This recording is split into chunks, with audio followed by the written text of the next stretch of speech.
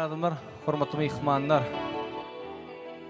Davaramy dowam edýän şu ýerde ýürüýti.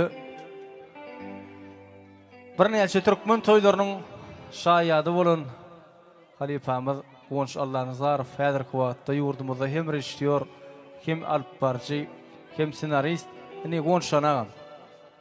Eger mümkin bolsa, sen wa ýerinde bidiňe nokat goýýar. Wagt tutmaly hemde. Agam janyň sag bolsun. Dam qırat netibesinde toyumun toyu diýär. Janyň sag bolsun terazan.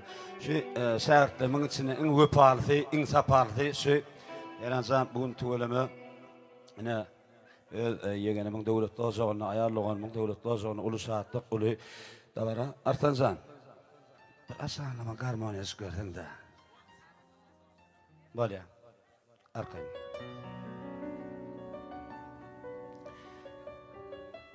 ey durmuş sen beni yarancın edip yaratmanın üçün Tanrı yalkadın göğnümde münkürlük kallımda kine dörötmenin üçün Tanrı yalkadın.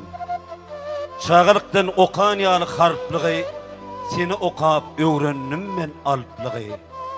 Hile mekirliği hemem kalplığı öğretmenin üçün Tanrı yalkadın.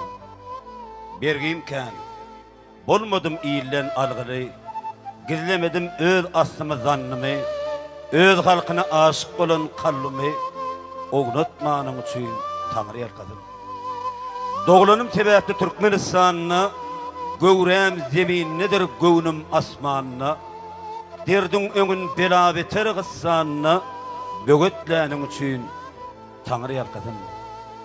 Sinnem ıstysızlar gelennedir, vah, Seyranza, yüregim gozgaya gelinler yana, wagtyndan öň gitmeli gelmez yere, uğratmanın üçün Tanrı yalkadım.